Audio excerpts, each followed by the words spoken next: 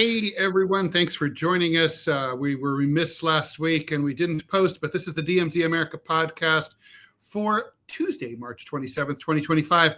Coming to you from the left, I'm editorial cartoonist Ted Rall. And it's May 27th, not March. Right. Oh my God, I'm Bidening out.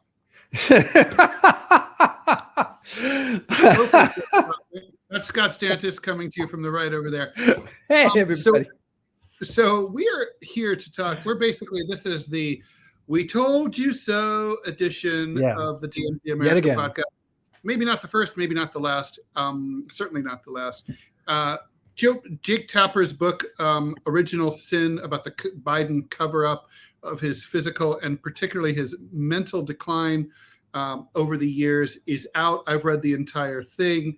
And we're here to basically take our victory lap on the ashes of American democracy and of the Democratic Party, but also to sort of just go through it and talk about, what exactly happened. Is there a way for the Democrats to come back from this? How do we move forward as an electoral democracy? How big of a scandal is all this? It's a big deal. I mean, Scott, this book paints a picture that's even worse than we thought. And you and I have been on top of this from the very beginning. When Joe Biden started running in late 2019, and it should be pointed out that his candidacy was really a disaster. When he came out of the gate in the early primaries, Iowa, New Hampshire, and Nevada, he placed, I think, third or fourth in all of those. He was way behind other candidates like Pete Buttigieg. Bernie Sanders was on top of the heap in all of those until he hit the James Clyburn wall in South Carolina. But apparently Joe Biden, his son Beau died in 2015. He was the favorite son. I don't think that's anyone's secret. And understandably, I think for anyone who's a parent, his brain kind of turned to mush after that happened. According to Tapper and his co-author, basically after 2015, Joe Biden was no longer fit to serve in public office. And yet, 3-4 years later, the DNC and the power brokers were so scared inside the Democratic National Committee of Bernie Sanders and the prospect that he would not only be the nominee, but also that he might be elected president, and that would so anger the wealthy donors of the Democratic Party that they were willing to destroy the party in order to save it, as far as they saw it. And so they recruited, even though there were at one point 21 pretty high-profile Democratic candidates, people like Cory Booker, Amy Klobuchar, I mentioned Buttigieg. They decided Whitmer from Michigan, They bypassed them all. Elizabeth Warren, who was a very impressive candidate at the time, they sidelined all of them, and they decided to elevate Joe and basically put in the fix for him through the superdelegates and install him as the Democratic nominee. They orchestrated this. You'll remember the day before Super Tuesday, this joint mass endorsement, gangster style of Joe Biden. By Buttigieg, Klobuchar, and Beto O'Rourke, right? All got together on the same stage and decided to endorse. Well, they all endorsed Biden. They were told to endorse Biden, and they did. And so that's how we ended up with Biden. He took advantage of the pandemic and say, well, I can't campaign because of the pandemic. Didn't stop Trump, but he just didn't really campaign. He stayed in his basement. We didn't see hide nor hair of him. If you paid careful attention, there was a lot of stuff that Joe said that didn't over Zoom, that didn't make a lot of sense. Didn't seem to be, he didn't seem to be on his A game or on anyone's A game. And, basically this was a classic emperor has no clothes moment. And yet we kept being told, you and I, we were like, this guy, we've suffered through parents who were senile or suffering through dementia. This is that. And we were shouted, people like us, and there weren't many of us. We were shouted down. We were insulted. We were told that we were conspiracy theorists, that we were right-wing tools, that we wanted Donald Trump in the presidency. We were treated really like shit. And Yes. and then he was elected, and basically the grift went on until ultimately July of last year when he had to pull out of the race and leave things to Kamala. There's a lot to go through here, right? Well, let me ask this. Okay, Ted, one thing you and I think we excel at is trying to put things, particularly when we speak, especially on this podcast, in historic context. And let's get the question first. Now, all of a sudden, and okay, I'm going to curse a lot during this podcast because I am so fucking pissed off. I am beside. Poor Ted has to hear me almost every morning.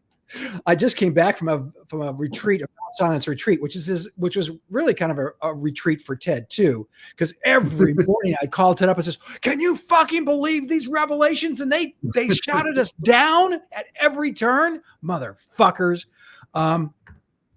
But so now all of a sudden the press, the mainstream media is saying this is the biggest political scandal in the history of the Republic. And now all of a sudden they're going the exact opposite way, right? So the question, let's answer this one first. Is this the biggest scandal in American political history? I think you can make the case to say yes. And let me build it quickly. I have not read the book. I've read excerpts, seen excerpts, talked to Ted about it, but I can guess some of the stuff. And first and foremost, a cabal of Jill Biden, his wife, along with some close advisors, 3 or 4 advisors, committed a coup d'etat in the United States, the likes of which we hadn't seen since Woodrow Wilson had a stroke in the late 19-teens. And if you remember, his wife signed documents for him. And I mean, it was pretty bad. Is this the biggest scandal in American history? Bigger than Teapot Dome, bigger than Watergate, bigger than Andrew Johnson. Is this the biggest scandal? Ted, I'm going to say it as regards the presidency. There have been bigger ones, bigger numbers, bigger dollar amounts, bigger, more schmarmy from the House and the Senate. But as far as the White House goes, to my mind, this is the big. I think that's an accurate description. Do you agree? Disagree? 100%. Look, Scott, what would be number 2? And I mean, it would. You tell me what's number 2. I'd say major scandal. There's been major scandals. January 6th, this kind of a scandal. It's more an outrage than a scandal. Iran-Contra. I'm trying to go through them all. Right. The Monica Lewinsky scandal, Travelgate under Bill Clinton. What am I forgetting here? Well, keep going back. You can talk about. Well, let's say Teapot Dome, where you had the two cabinet level secretaries effectively selling chunks of the United States government, particularly. Of course, that's happening now. Well, now it's okay. Back then it wasn't so much. And that's what they thought when Harding died suddenly in San Francisco. I have my suspicions about his wife, by the way, doing the deed. But that's maybe another podcast. But the Teapot Dome scandal was pretty significant. You had Mobley. Oh, it was a scandal. Thomas Jefferson, Sally Heming. Well, that wasn't a scandal back then. That was I'm going to say. Yeah, but it wasn't a constitutional scandal like what we're talking about here. No. The Mobley, Blair. Grover Cleveland, also a sex scandal. Yeah, Mama, where's my pa? Gone to the White House, ha ha ha. A lot of sex scandals. Yeah, well, they're guys, they got needs. Grover Cleveland married his ward, which is very similar to marrying, your daughter. That's kind of like, that's analogous to Woody Allen, right? Yes, very much so. But there was a financial scandal concerning it. I mean, it amounted to, are you sitting down, Ted? $1,200. A scandal in the 1880s. It ensnared a lot of congressmen, including Speaker of the House Blair at the time, who was the Republican nominee, and concluded in the Great Kepler cartoon of the tattooed man with all these scandals attached to them. And they were very weak tea. None of them compared to the constitutional issue that the Biden scandal shows, and that there's no other word for it. It was a coup d'etat. I keep coming back to that word because this fits into that definition perfectly.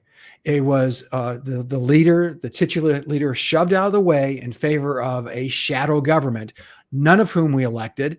I mean, and Ted and I care about this stuff, and we don't know half these players. I mean, I hadn't heard of many of them. Had you? Right. No, these guys. I'm so glad you brought that up because, I mean, you know, when we've been asking the question for 4 years, who's really running the country, right? Yes. Now, I think we all assumed that it was a cabal of Obama-era hacks, including Obama himself, possibly as the eminence grise, like, you know, the man behind the curtain. But, you know, we also assumed Secretary of State Tony Blinken, possibly Defense Secretary Lloyd Austin. Yeah.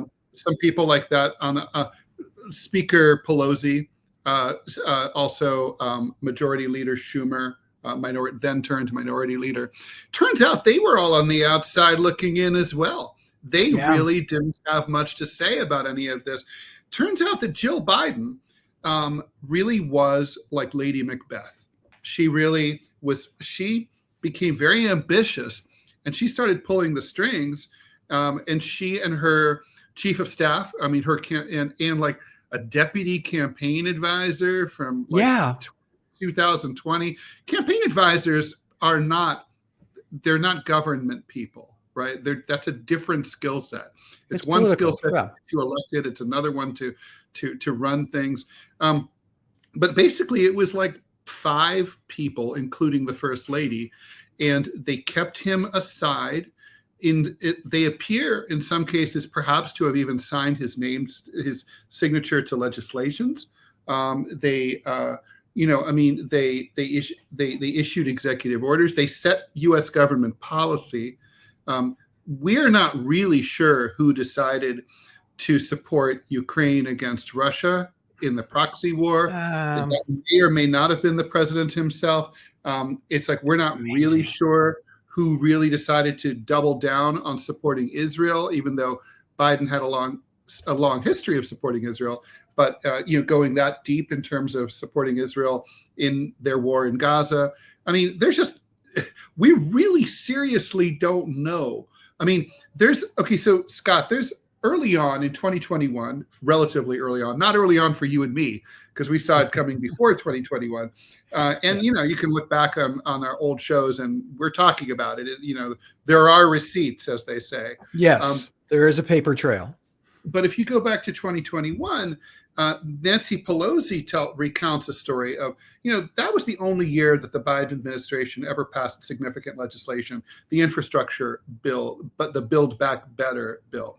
And at one point, she asked the president to do something very, very standard, saying like, listen, your caucus is a little wobbly on Capitol Hill. Mr. President, could you come down and cheer and basically urge the troops personally to vote for the bill? All he has to do is go in and meet with the Democratic caucus and say, it would really mean a lot to me if you were to support this. Presidents do this all the time. Sure. It's a standard thing. It's like Donald Trump just did it recently for the big, beautiful bill to get out of the House. And it passed. So it passed the House. So, okay. So Biden goes down there, basically meanders, tells a bunch of stories that are completely irrelevant, can't string two sentences together worth, to save his life. And then he forgets in the end to make the ask. He never talks about Build Back Better. So Pelosi's like, that's weird. Maybe he just forgot. So she schedules a few weeks later, a do-over. It's all in the book. Same thing happens again. He just, and this time she's like, Mr. President, you have to make the ask. We need, this is the important thing. Scott, other occasions.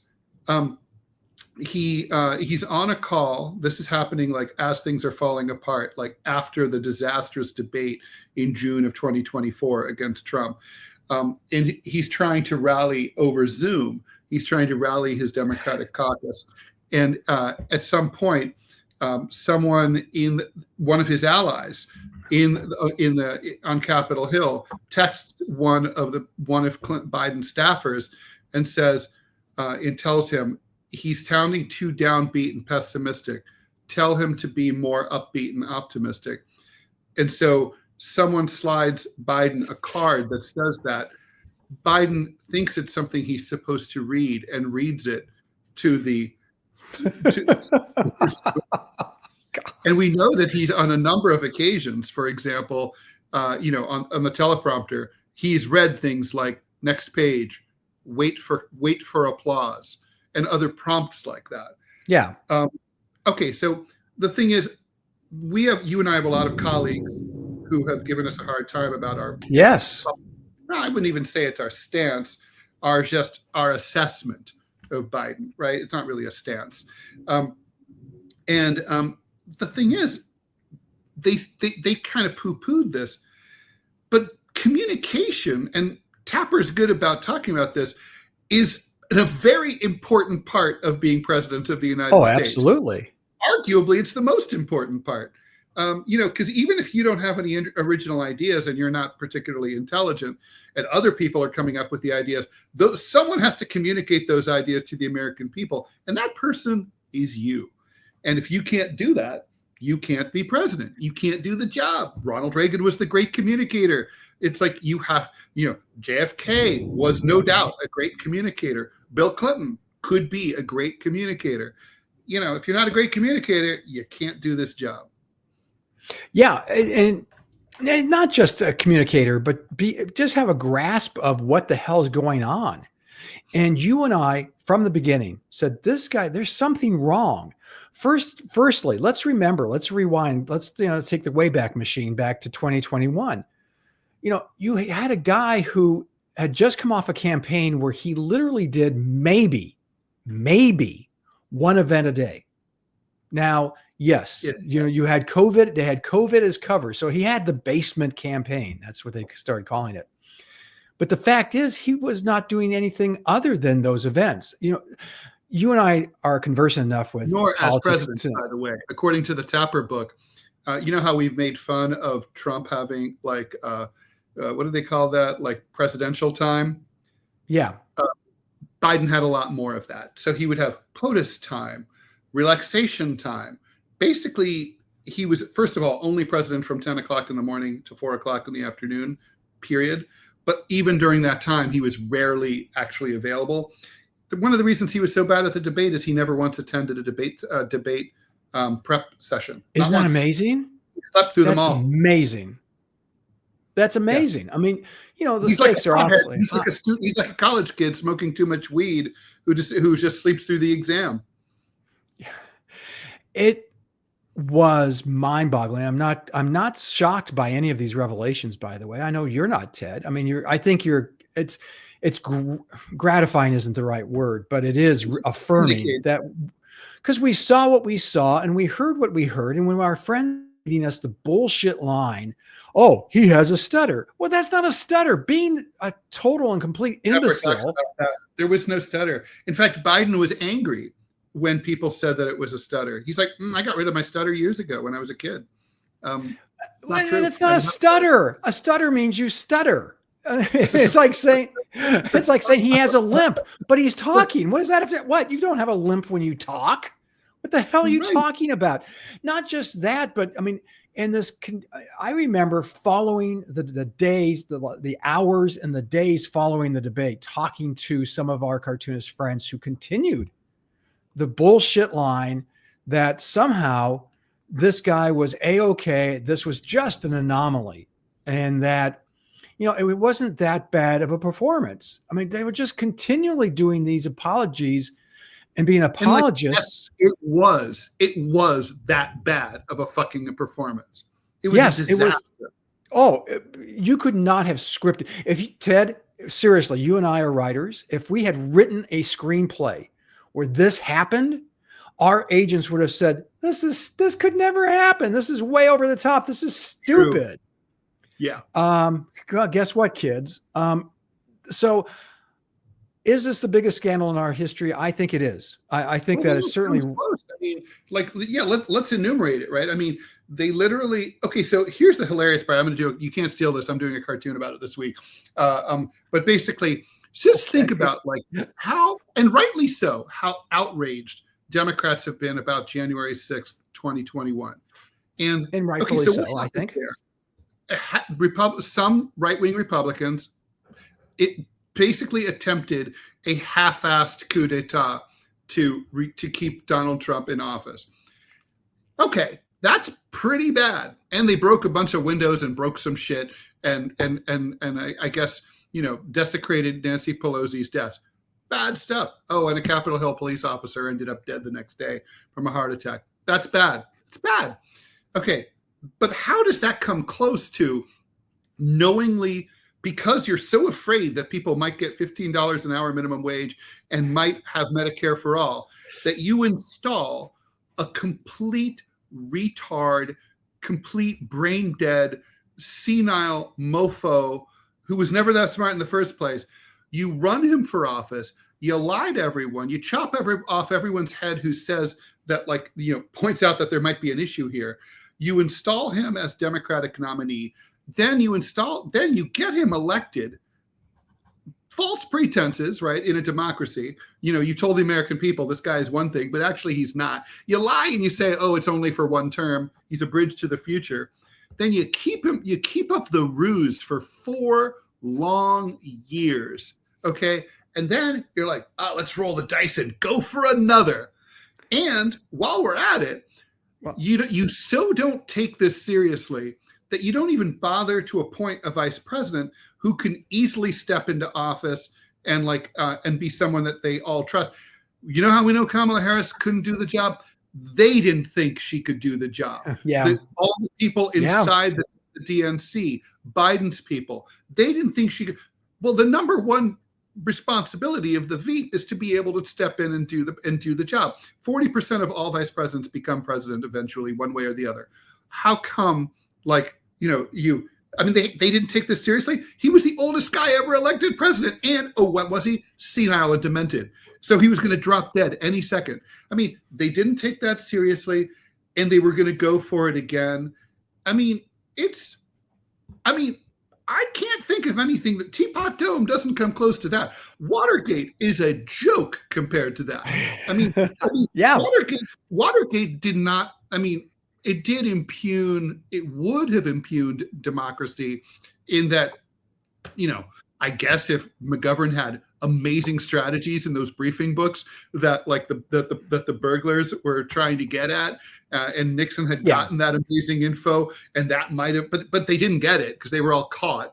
So it, basically the election went the way it went in 1972. But and people already knew about the Watergate break-in by the time they voted, so there was no fraud. Okay, everyone knew who Richard Nixon and George McGovern were, and they voted the way they voted. The wrong way, but that's how they voted. This is electoral fraud. January 6th is an attempted coup, sort of. This is a coup. Yeah, and then this was a coup d'etat. It's carried on after the coup. It's not even like after the coup. Oh, by the way, we have to come clean with you guys. The guy you voted for, he's not who you think. But tough shit. There's nothing you can do about it now. No, we're going to keep it going and basically say that you're all stupid. And anybody like Scott and Ted who dare to say anything different, we're gonna call you names and marginalize you. The fact that we're having this conversation here on our podcast as opposed to on CNN is proof of what I'm saying. Yeah.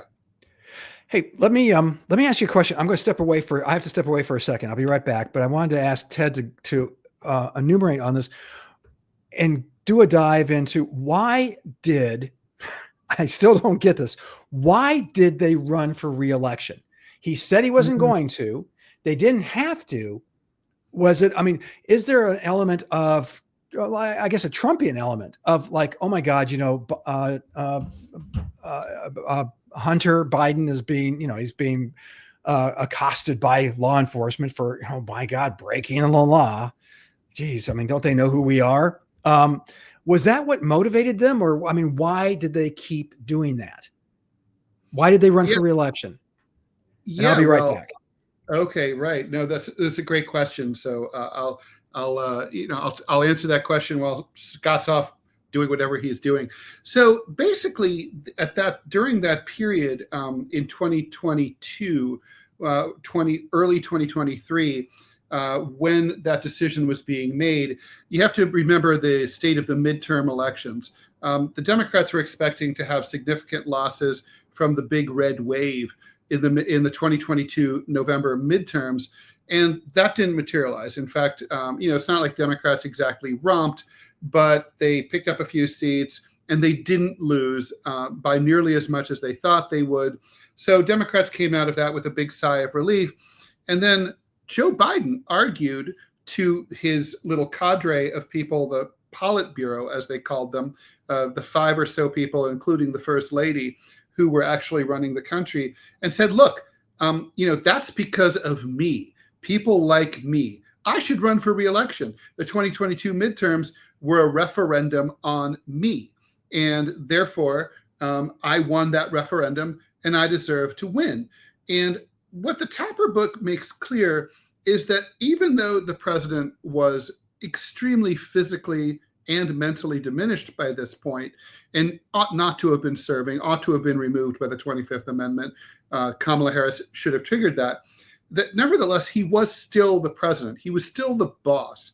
So it's one of those situations, like it's the parallel that's made very frequently in Tapper's book is, it's like trying to take away the keys from grandpa when he's been driving all his life, and it's a difficult conversation to have. Biden appears to have decided, either by himself or with Jill Biden, the First Lady, that whether or not he was interested, whether he wanted to run for re-election, he made that decision either unilaterally or with the First Lady. But that's it. And then he announced it to his advisors, and it was basically like, well, I'm going to, I'm going to run. And then his advisors, including the cabal, they were surprised because they really didn't expect that.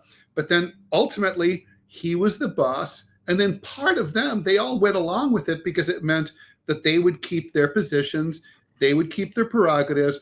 And don't forget, not only were they like in the close inner workings, they were effectively running the government. They were effectively setting policy for the U.S. government, for the White House. So that's heady stuff for a former deputy campaign manager. Or even for a chief of staff who was also part of this conspiracy. I don't think it's too much to call it a conspiracy. Basically, it was like he's the boss, and we'll go along with it. It was very, very self-serving. Decision, according to the book, this decision was made by Joe Biden? Apparently so, yeah. It was him and Lady Macbeth, Jill. Yeah. And nobody said, Mr. President, you did promise in 2020 that this would be a one-term presidency. Well, apparently there was a lot of talk about that internally. In front of him? But no. For the most part, nobody could get in to talk to him. Even like people like Nancy Pelosi were having a hard time getting the president's ear. It's like when everything started to fall apart, there's a 3-week period between the disastrous debate in June and the withdrawal in July of last year.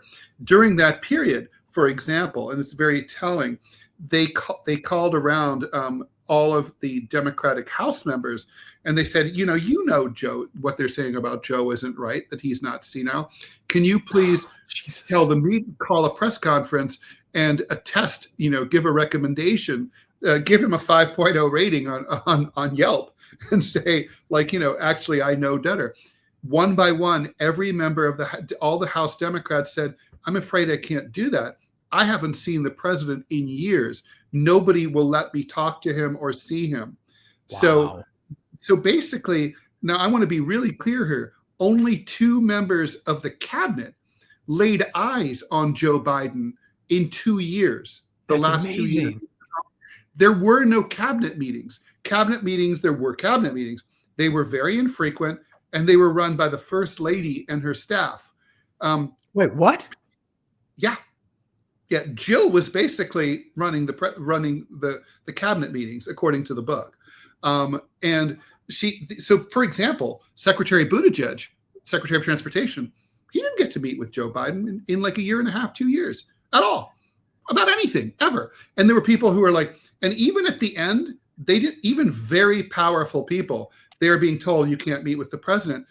Chuck Schumer, right? The senior Democrat in the U.S. Senate, at the very end, he was like, I need to meet with the president. And they were like, we don't know. We'll see what we can do. And he said, if you don't give me this meeting, I'm going to make this request in public and you'll have to give it to me.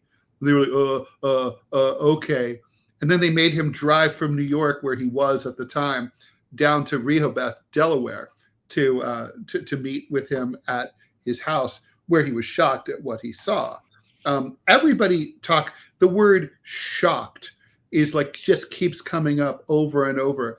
You know, if there's like one of those like word trees, like shocked would be the biggest, would be the trunk of that tree, because you would not have been shocked. I would not have. Well, I guess we would have been shocked at how bad it was. We knew it was bad. Yeah. We saw him at his best. Well, and that's a point that you made. Not good. In fact, when we were watching the debate, you said this is the best he's going to look. And he may have been on some kind of stimulant. That is addressed. You had raised this, afterwards. And we always talked about like look at how he did in the State of the Union, pretty well. But the book also confirms something that you and I have said all along. Joe Biden can, and probably still can, he can read. He can read a speech. He can read from a teleprompter, but that's it. He can't think extemporaneously. He can't answer questions. He didn't recognize George Clooney. He was introduced in the last 3-4 years of this president, throughout the presidency, to people whom he had known for years and had worked closely with. He was friends with George Clooney, and no one had gotten more money for him than George Clooney. He was friends with him for 20 years. And also, he's George Clooney. George Clooney walks into the room. Joe Biden's like, oh, it's nice to see you. And his handler's like, Joe, that's George. You know George. He's like, oh, nice to meet you, George. Oh, and he doesn't know. Oh, dear Lord. And that's why George Clooney decided to write that piece in the New York Times, because he's just like, this is ridiculous. It's like, it's bad for the country and it's bad for the Democratic Party. And we can't continue this charade. I want to follow through on that comment, because you touched on it when you were introducing the podcast, is can the Democratic Party come back? The Democratic Party is in terrible shape right now. 26% approval rating, lowest in the history of polling, because in the younger voters, they fucked over Bernie twice. They lied to the American people. They lied to the party. 10 million fewer Democrats voted in 2024 than voted in 2020. So that tells you how the Democrats felt about, Kamala / Biden / Jill's little cabal there. They sat on their hands. And that's one of the assumptions, by the way, that kept happening in the campaign. Internally, they had hired 3 pollsters to do internals. The 3 pollsters were never allowed to meet with President Biden one time until after the debate. They had known at one point that by the time the debate happened, before the debate, they had assessed that he only had a 1% chance of beating Donald Trump. And so, obviously he was going to lose. They knew this was coming. They kept saying, well, don't worry. All these Democrats, all the progressives who are either won't vote for Joe because they think he's too old, and there were a lot of non-progressives who felt the same way, but I won't vote for Trump either. I'll just sit on my hands. And were angry about Gaza. They just were like, well, they'll have to come back. There was no data to support that whatsoever, according to the pollsters.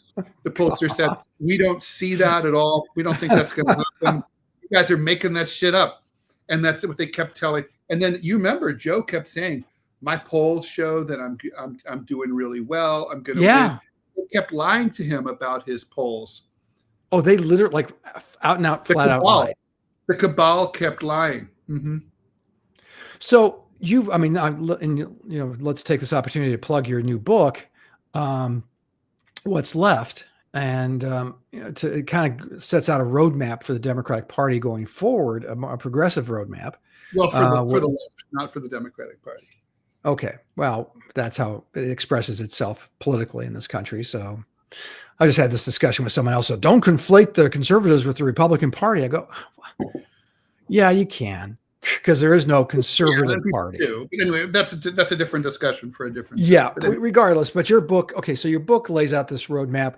I'm looking at this from a purely practical. See, you and I both know. I mean, this old chestnut. Trust takes 1 million years to build and a nanosecond to destroy. They've destroyed. Their people are standing there. I mean, and there are Goombas in our profession who are standing there going, we couldn't, I guess maybe this happened, but how could we have known? And, I'm just like, and by the way, I want to say it very clearly. Where's our fucking apology, people? By the way, Ted and I deserve a big fat, we're sorry, you were right. Okay. Sorry, I'm back. So okay, all of this being said, Democratic Party, terrible polling, younger voters, I think most thinking Democrats are feeling completely and thoroughly fucked over by what the Biden cabal did to them and to the party and to the election. What's happening now in America is their fault. I don't think anyone can question this anymore. The rise and the re-election of Donald Trump is their fault. And so the next 4 years is their fault. Can the Democrats, how do you run against something that is your fault? And I want to, in their defense, Democrats will, it's sort of like, look, if I walk down the street naked in a dangerous neighborhood counting $100 bills, okay, it's technically the fault of the person who attacks me. It's the mugging but I'm also stupid. And I haven't, so I can't be surprised, right? So the fault is split up. Obviously Trump and the Republicans are first and foremost responsible for whatever they do or don't do. But that said, see, where Democrats have fucked up here is they've destroyed their brand. So the Democrats are not very good at building a brand. But the one thing that they had succeeded in doing since Trump came down the escalator in 2015 is framing themselves as the truth-telling party. We tell the truth when the Republicans lie. We tell the truth. The Republicans refuse to follow science. We follow the scientific method no matter where it leads. Now, obviously, we can, we know what happens like with, COVID and stuff like that. There was stuff that wasn't quite, they didn't really follow the science all the time. But the point is, they've really destroyed their brand here. You said you're always going to be truthful and honest. Well, you've been lying to us like the day is long. Day after day, hour after hour. You've been, showing us a pile of shit and telling us that it's a cherry pie. And so now it's kind of like the Republican Party never promised to be truthful. That wasn't their brand. The Republican Party is about strength and nationalism. That's their current brand. And they haven't fucked up their brand. They probably will, but right now they haven't. So the Democrats keep thinking, I think, obviously they've been told by some PR, crisis management team, look forward is the appropriate thing to say in a situation like this. I respectfully disagree. Or disrespectfully disagree. I think what we're talking about here is we got to handle this the way Tylenol handled the tampering case. That wasn't even their fault, right? No. Tylenol didn't fuck up. Some maniac was poisoning Tylenol. And so, but they decided we're going to have complete transparency. We're going to keep you completely up to date. And we're going to tell you what we're doing about it. And out of that scandal for people who are under 60, it wasn't really a scandal, but out of that crisis, we now, that's why aspirin and all medicines are hard to open, and they have that plastic, condom on the top when you have to try to open it and stuff like that. Okay, so the point is and it was considered a classic example of how to handle a crisis, right? Democrats need to atone. This Tapper's book is called Original Sin. I looked up and I sent you my column this week. I don't know if you had a chance to write it. Yeah, I have. I did. But in it, I defined what is an original sin? An original sin is something that's built into a system or whatever that kind of sets the stage for inevitable problems to come later on, right? Frederick Douglass said that slavery was the original sin of America. And what it meant was not only that it was immoral, but also that it was going to fuck up the country later on. And, he said this before the Civil War. So the point is that it did fuck up the country. We're still in slavery. And I think similarly, I don't know, I would say maybe celibacy is one of the original sins of the Catholic Church. We could get into all sorts of things like that. So the original sin of the Biden scam here is that they thought they could just misrepresent themselves to the American people, and that basically it wouldn't matter. Basically, the results are all that would matter. And look, if that had worked, if they pulled it off, we wouldn't be having this conversation, and they wouldn't have gotten caught, and they would have gotten away with it. But they did get caught. And when you lie and you get caught, you have to come out of your hidey hole, come with your arms up. You have to surrender fulsomely. You have to apologize repeatedly. You have to explain why you did what you did repeatedly, regret what you did, promise that you would never do anything like that again, and be convincing. And you better do that for a long time. And then you better not do it again, or anything like that again. Right. Democrats haven't even begun this process, right? They're still in denial mode. They're still, trying to just la, la, la, la, la, la. I can't hear what, there's some Democrats who know better. David Axelrod, he's been warning all along that this kind of is a problem. James Carville is just starting to admit it, but which is disappointing because you expect more from the Rage and Cage, and honesty was his brand also. And then it turns out not so much. They all knew, Scott, all the time. Well, they had to know. They had to. I'm giving them credit for not being idiots. They knew. And so can they look, you and I both have seen political parties in deep crisis, right? The GOP after the devastating defeat in 1964, I'd say the GOP after the 1974 midterms and Watergate, the Nixon resignation. Yeah. And they came back and nearly won the presidential election 2 years later. Parties can come back from grievous crises. The Democrats came back from the Wilson bullshit in 1932. So it can happen, but I think you have to work at it. And in this day and age, you just can't, with the transparency that's afforded by the internet and all that, there's just no way you can just keep bullshitting people. I think the DNC would have to completely reinvent its structure. I think they'd have to get rid of superdelegates. I think they have to take their thumbs off the scale, become a truly transparent political party, more small d democratic, more like the Republican internal process is now. And they would have to, it doesn't mean you can never have any, David Hogg wants, never have any old Democrats again. But, enough. They had Dianne Feinstein, who was also the corpse senator from California, right? And they've been doing this for a while. It's weird. In a party that's allegedly kind of positions itself as the party of the young, and that their leadership is 1,000 years old on average. And you can't.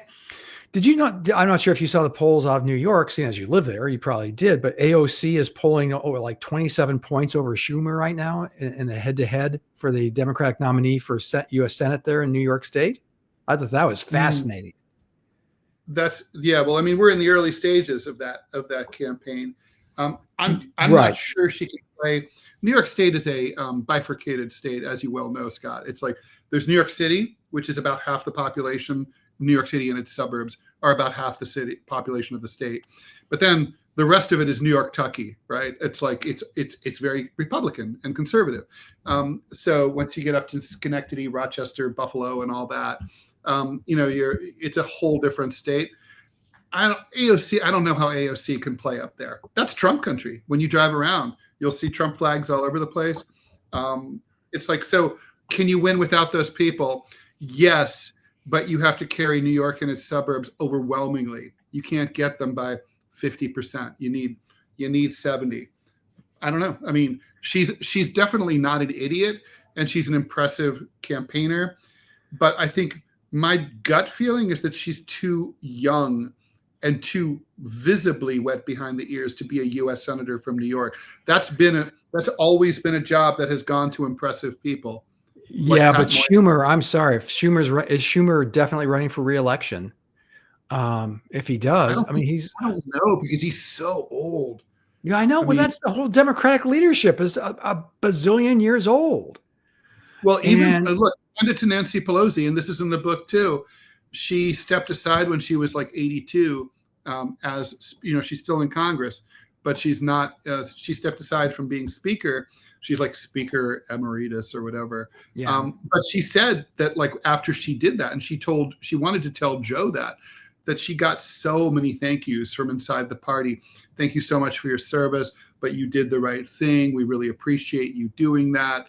And she just thought like it can be very gratifying to have a graceful exit as opposed to a graceless exit. Like Joe Biden basically got tossed out like a gunny sack full of filthy laundry.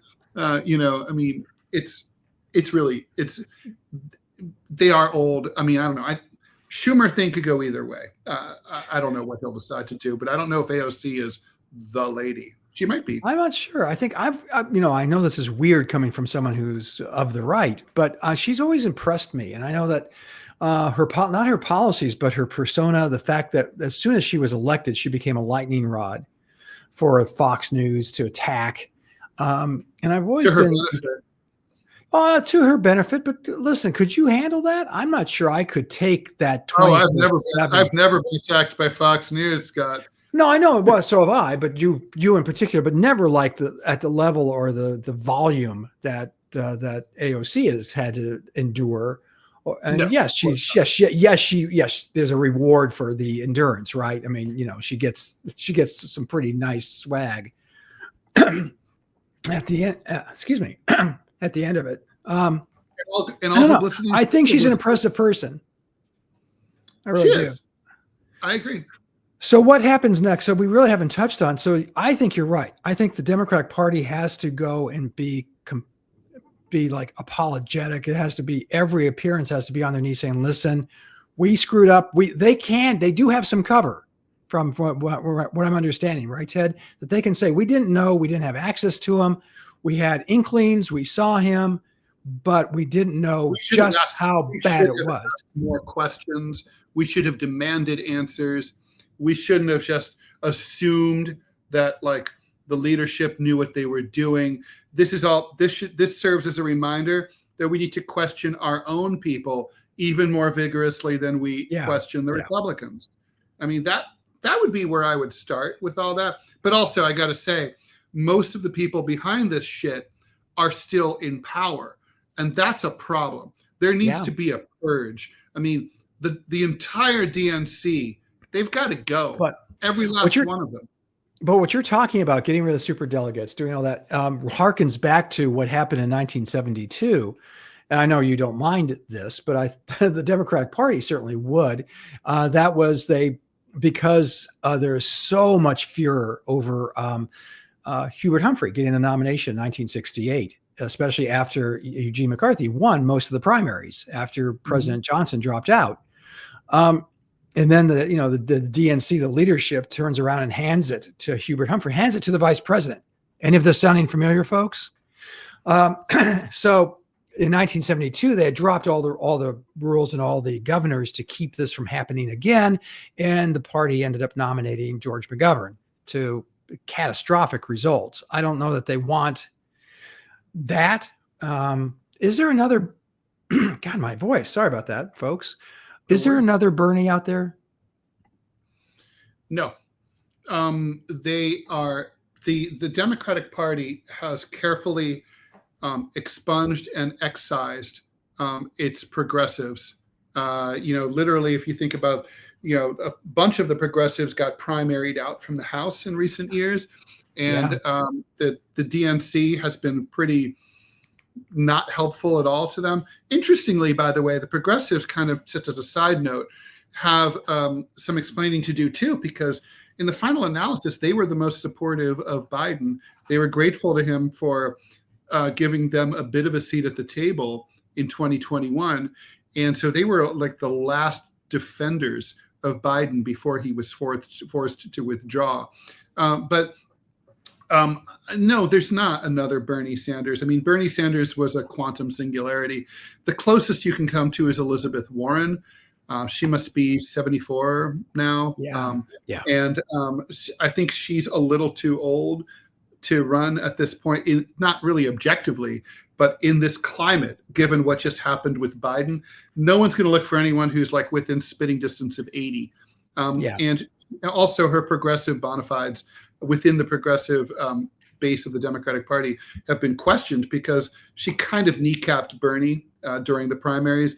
And people remember that. He was the only guy really who could carry this torch forward, and the Democratic Party, kneecapped him. And there's, they don't really allow in their farm team for like 4, 8, 16 years from now, they don't really allow any like up and coming, sassy, spicy lefties to be part of the big tent anymore. Think about the GOP.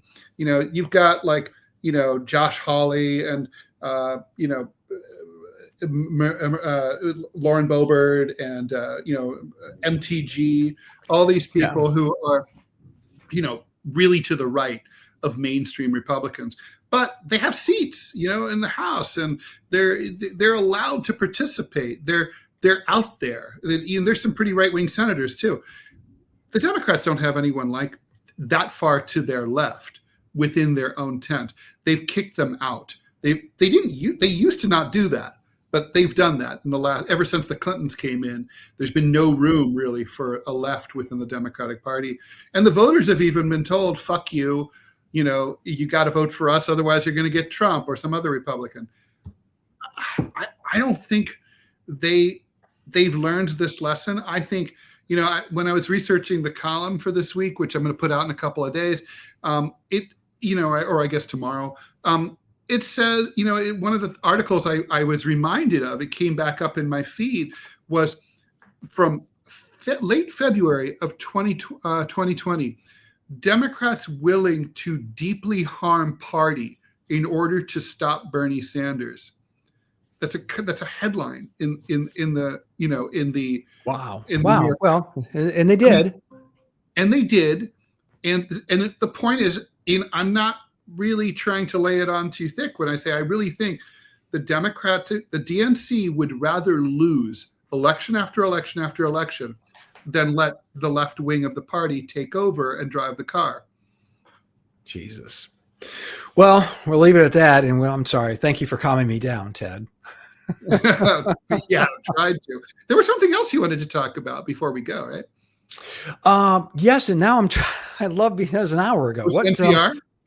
Yes. NPR is suing the Trump administration, saying it's unconstitutional that they should have their funding revoked. Now, I haven't read the story, I'll be honest. I just saw the headline and went, really? I have been pushing that NPR and PBS should lose their funding for years, although it will shock you why, Ted. Not because I hate NPR or PBS, although frankly, of the last few years, NPR really has lost a lot of credibility, but because they've always been in the crosshairs of since the 70s, since I was coming up in politics. Back in the Ford administration, they were trying to take aim at the funding for NPR and PBS and public broadcasting. I always thought they should, because at that point, even then, Ted, only like 2% of the funding for NPR and PBS came from the federal government. Now, there are other stations around the country particularly way in the middle of like rural areas, like in, let's say, Alaska, where the stations are underwritten almost 80-90% because, you really can't use a tote bag in the tundra. so you have to wear. So that's where you can help. It can help. But I always felt, get off the public dole so you cease to be a target of right-wing politics. And that's, that was always my take on it. So, but to say that it's unconstitutional, I'm assuming what they're saying is that because the budget is the province of the legislature and it's already been allocated, that the White House can't take it away. And which is a good argument. No one else is really making it, which is weird. Well, actually, others are making it. Harvard University, for example, is suing the administration using a similar argument, right? About the cutting off the research funds. Those research funds were allocated by Congress. The administration doesn't have standing to do that.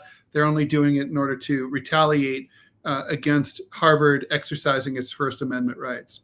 So that's what NPR is arguing too. So there are some others, okay, but I guess that's it. But also like some of the law firms that the administration has targeted too. Well, I mean, you and I both wake up. Interestingly, I found this out when I stayed at your place at Casa Clovis, that you wake up to NPR as well. I mean, do you still respect them as much as, say, 5-10 years ago?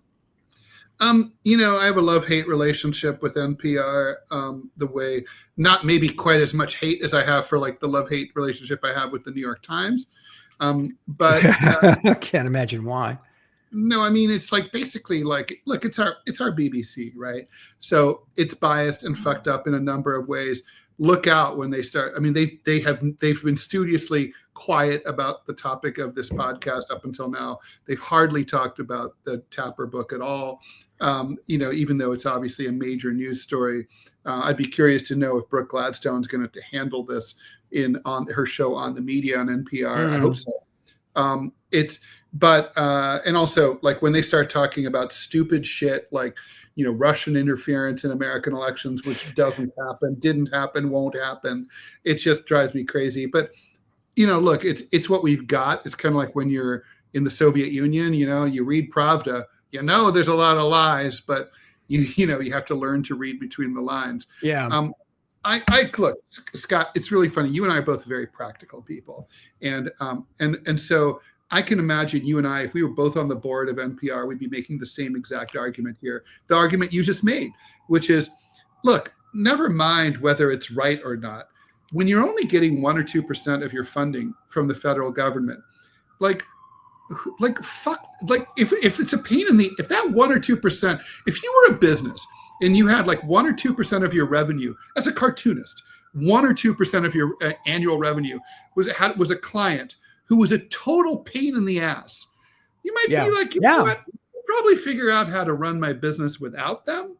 And that's exactly what's going on here. Like, I mean, look, the local WNYC NPR affiliate here in New York City, they pay some of their local talk show hosts who are quite good, but they're matter of public record, over $400, in some kinds of cases, over $500,000 a year each.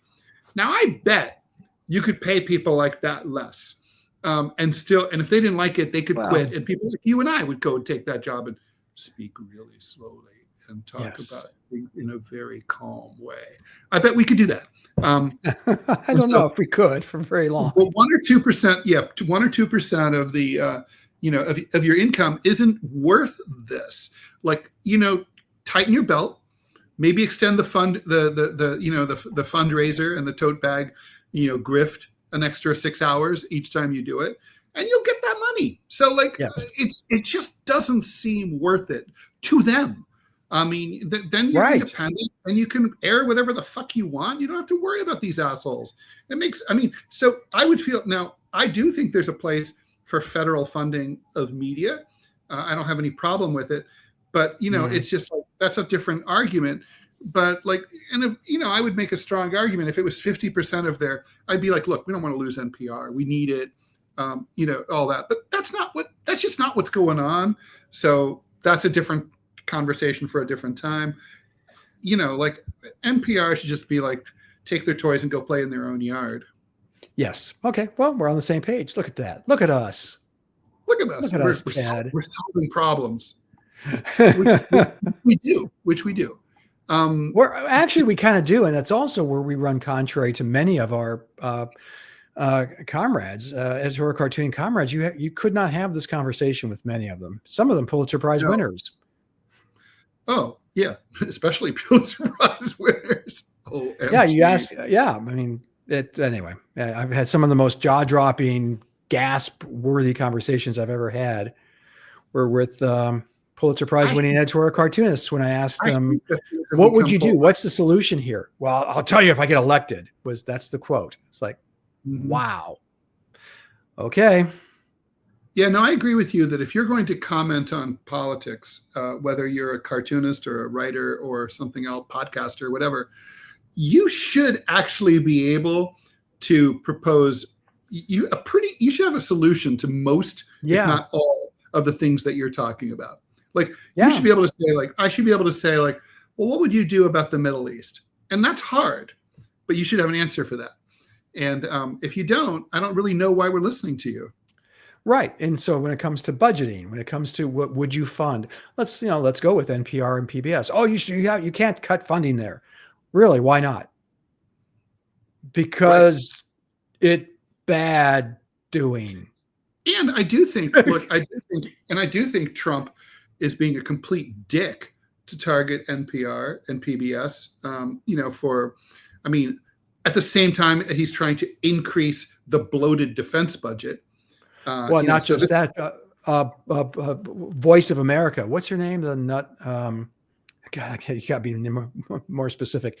Who's running the Voice of America now? Is now running OAN as their programming. Oh yeah. What is her name? Voice of America is off the air. Oh, Lake. No. I thought she kept it going, but she's like, Lake, yeah. Yeah, she's running. They're running OAN. From Arizona. Was she a weather lady or something, or a local? She was a news anchor. She was a news reader. Yeah. That's where real journalism comes from. Somehow I like absolutely. It better than the weather lady. I think the weather lady would be nice. It would be. And over here we have some. Have you ever watched them do that? You must have seen that in studio. Like, of course, in front of the green screen. Yeah, I couldn't do it. It's like magic. They're literally like, they don't see like the high and the low weather systems at all. They're just sort of like, and then a cold weather system moving down from the Canadian Rockies down through the Midwest. And it's just like, but they don't see it. It's like, whoa. I mean, I know.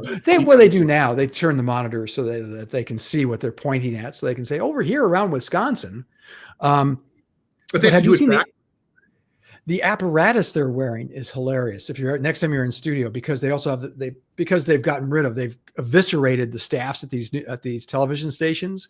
So you'll notice that the weather person has to click and move the slides and move things in and out and whatever. And they've got this contraption that's the size of like, get 3 old iPods and tape them together. It's about that size. And it's like strapped to their leg. It's hilarious. It's the weirdest thing. But you're right. It's weird to watch it in studio. If you're just walking in, you see someone just like making hand gestures at a blank wall. So strange. So strange. So Ted, where can we see all things Ted Rallian? We're about to go into that crawl, but for those who are listening, we are going to do that. So best thing to do right now for me, if you're interested, is my book, What's Left. It's new. You can get it on Amazon or on my website if you want an autographed copy for you or for a friend. Just go to rall.com/books. And also my last book, 2024, and all my books are there. You can also just go to rall.com, gocomics.com/Ted Rall. You can listen to Scott and I on Center Clip, short little micro podcasts. Have you been posting very often? I've been, sometimes I forget to post, but then I'll do we're supposed to do several a week, and I do at least 2 a week, I think. You're supposed to do 1 a day. If you want to be fully vested. Yeah, that's true. Oh, I want to be fully vested. Oh, okay. All right. I'll remind myself. It's not like it's hard. It's just like hard to remember sometimes because there's so much to do. Yeah. Sometimes I post at like 10 o'clock at night. Just go to gocomics.com, check out Scott Stantis, and go to gocomics.com and check out my political comic strip, Prickly City. You can also go to the Chicago Tribune and check out the cartoons I draw for them. And that about covers it. And also Michael Smirkonish, who has a Sirius XM, and he's also got a show on CNN, and he runs original editorial cartoons, which is very nice of him. I'm one of three others rather. And so you can go there. There you go. Now we all know everything about each other. Awesome. All right, Scott, always a pleasure. We will be back we'll be back next week, I would imagine, if not sooner. So thank you everyone for tuning in. As usual, I turn over the vocal festivities to Mr. Scott Stantis. Oh, with the frog in my throat, I have to do something really turn around. Every now and then I fall apart. I need you more than ever. Total eclipse of the heart. Okay, that's enough.